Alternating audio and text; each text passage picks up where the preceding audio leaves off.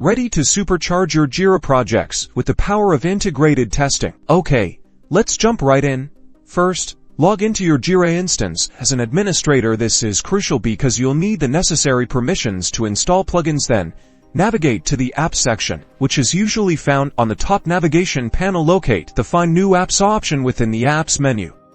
Clicking this will take you to the Atlassian Marketplace. Next, use the search bar within the Atlassian Marketplace and type Zephyr or Zephyr Scale. This will help you find the specific Zephyr plugin you need. Look for the plugin that best suits your testing needs. Different versions of Zephyr Scale might be offered, so select the one that is compatible with your Jira version. Once you've found the Zephyr plugin, click on its listing to view detailed information. Pay close attention to the reviews, ratings, and compatibility notes to ensure that it's the right fit for your project. Now, click the Get It Now or Try It Free button to start the installation process. Jira will prompt you to confirm the installation.